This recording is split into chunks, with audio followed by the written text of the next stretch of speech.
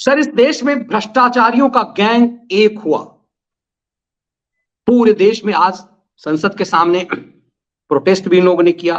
वो केजरी जिसने भ्रष्टाचार के खिलाफ मुहिम चलाया, वो लालू यादव की पार्टी के साथ उसका संजय सिंह, मुलायम सिंह यादव, ममता बनर्जी कह लीजिए, इन तमाम भ्रष्ट नेताओं, ईडी के चंगुल में फंसे भ्रष्ट नेताओं के साथ दिखाई दे रहा है। महबूबा मुफ्ती, कश्मीरियत की बात करने वाली महबूबा मुफ्ती, फारूक अब्दुल्ला, इन सब पर ईडी का शिकंजा कसा गया तो बाप बाप चिल्लाने लगे और धमकी देने लगे मोदी को कि यदि 370 नहीं हटाए तो हम चाइना की मदद ले लेंगे।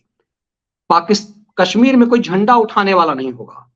उस कश्मीर में राहुल गांधी जैसा सोया हुआ व्यक्ति चला गया और बर्फबाजी करके चला आया, मजाक उड़ा दिया कि कितना सुकून है। दरअसल राहुल गांधी ने यह भी दिखा दिया। ये कहने का मतलब ये कि फारूक अब्दुल्ला घुटने के बल आया। कुछ दिन पहले नरेंद्र मोदी का भजन गाया पार्लियामेंट में, हम सबने दिखाया था। उसी फारूक अब्दुल्ला ने कहा था कुछ दिन पहले कि पाकिस्तान यदि अब आज कमजोर है तो हम 370 के लिए चाइना की मदद ले लेंगे कश्मीर के लिए।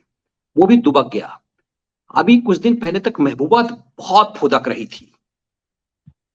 आज शिवलिंग पर जल चढ़ाते हुए महबूबा की एक तस्वीर आ गई है। क्या यह माना जाए कि यही महबूबा और यही फारूक अब्दुल्ला जाकर के काशी में अब ज्ञान वापी परिसर में जाकर के वो उठाएंगी? जरा सा ये शिव भक्ति देखिए, ये देखिए, ये शिवलिंग पर जल चढ़ा रहे हैं महबूबा मुफ्ती। ये तो कमाल ही हो गया, हद ही हो गया, कमाल ही हो गया। ये मनीष जी, दर्शकों को बता दूं कि जम्मू कश्मीर में पुंछ जिले में बड़ा प्रसिद्ध नवग्रह मंदिर है, वहां गई थी ये दर्शन करने और वहां इसने भोलेनाथ को जल चढ़ाया। मनीष जी, आज जब ये खबर आई तो अभी थोड़ी देर पहले आई है, दर्शकों को बता दूं घंटा भर भी नहीं हुआ है तभी आई है। हम लोगों ने तुरंत पकड़ा इसको कि मुझको उस बात पे अपनी विश्वास हो गया जो मैं आपसे अक्सर कहता हूं कि 2024 का चुनाव निपट जाने दीजिए।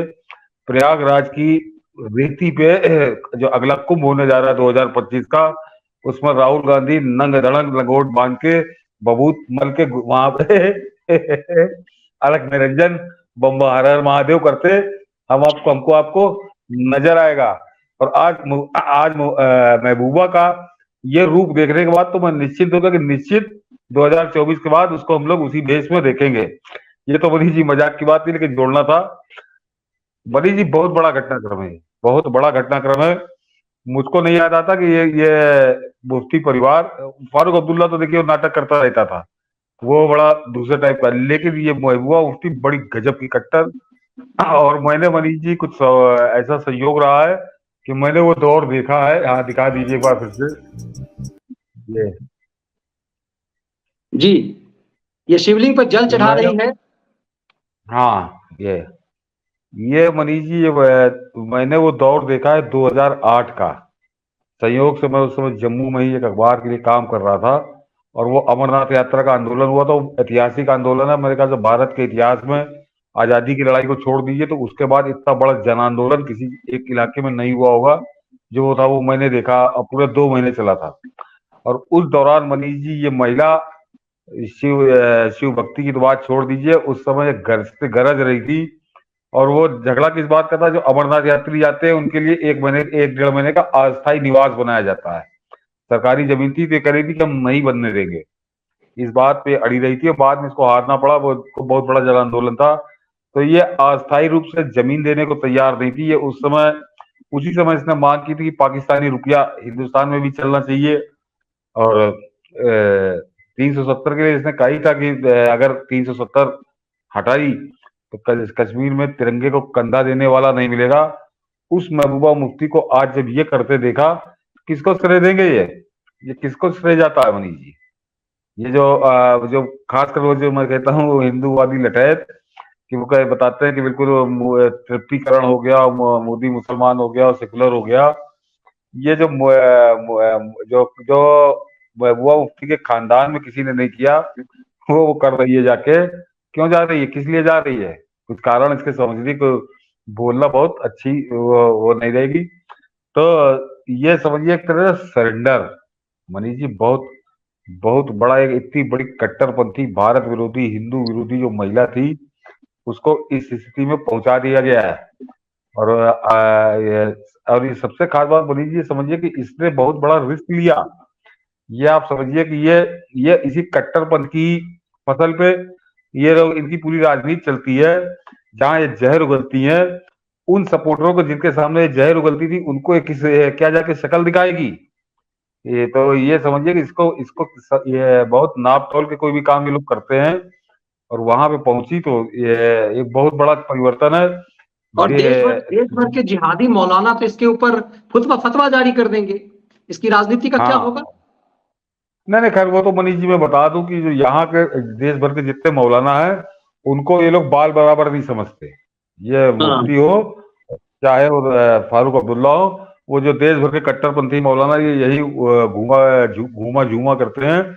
उनकी कोई औकात ये लोग नहीं समझते, ना इनको उनको कोई ये वजन देते हैं। और इसी से आप समझ लीजिए कि ये जितने मौलाना थे सब बड़े बड़े थे, लेकिन कोई वहां पे 370 हटने से पहले वहां पर नागरिकता नहीं ले सकता था, वहां मकान नहीं खरीद सकता था। तो इनके यहाँ के मौलानाओं को तो चिंता नहीं करते, कुछ भी बको तुम। लेकिन ये अपने आप में मनीष जी ये जम्मू कश्मीर के इतिहास का एक बड़ा समझिए बड़ी महत्वपूर्ण घटना है। और वो एक कहावत है कि वो करवट बदल रहा है, मौसम वहां पे करवट बदल रहा है। तो बहुत बुरी जबरदस्त ये संदेश मिला है कि ये महबूबा मुफ्ती का वहां जाना। और अभी बोलूंगा नहीं मनीष जी, इसको फिर किसी दिन बोलूंगा कि इसके इसके बड़े दूसरे राजनीतिक परिणाम आने वाले समय में आपको देखने को मिलेंगे। ये तो जो सामाजिक धार्मिक हम लोग बात कर रहे थे कि एक बड़ा बड़ा परिवर्तन है, बड़ी बड़ी घटना है। लेकिन इसके जो राजनीतिक नेतार्थ हैं, वो बहुत इससे ज्यादा गजब के हैं और वो चौंकाने वाले होंगे। इंतजार करिए। और मैं तो सीधी सीधी बात करूंगा कि इस देश की सेना, इस देश के सुरक्षा बल और इस देश के प्रधानमंत्री गृह मंत्री, उनको मैं इसका पूरा श्रेय दूंगा, उनको धन्यवाद दूंगा, बधाई दूंगा कि वास्तव में उन्होंने कश्मीर में काया पलट दी। कश्मीर में ये कभी कल्पना नहीं की जा सकती थी मनीष जी, कभी कल्पना नहीं की जा सकती थी। और यहाँ वाले खैराती कितने दुष्ट हैं या दूर हैं, इससे समझ लीजिए। ये राहुल गांधी अभी जब गया था भारत जोड़ो तोड़ो यात्रा में, तो मनीष जी उसी श्रीनगर में बर्फ पे स्कूटर दौड़ाता रहा और वहां पे खेलता रहा। सबने देखा कैसे अपने बहन के साथ वहां अटखेलियां कर रहा था बर्फ के, जैसे बच्चे खिलखिलाते हैं। लेकिन मनीष जी उसी श्रीनगर में शंकराचार्य के मंदिर में दर्शन करने नहीं गया था। नहीं क्या? ये दर्शक समझ ले कि शंकराचार्य द्वारा स्थापित वो मंदिर है। क्योंकि ये वहां जाके जहां इसका कुछ नहीं है, ये मैसेज की चिंता कर रहा था। लेकिन महबूबा मुफ्ती जमीनी हकीकत समझ रही है, उसको मैसेज नहीं देना था। उसने कहा जमीनी हकीकत है, उसको स्वीकार लो, उसी में भलाई है। तो ये अंतर है। यहाँ के जो ये हम लोग अक्सर कहते हैं कि जो सेकुलर लिबरल खैराती गिरोह है, वो ज्यादा धूर्त है। और महबूबा मुफ्ती ने आज इनको फिर से बेनकाब कर दिया।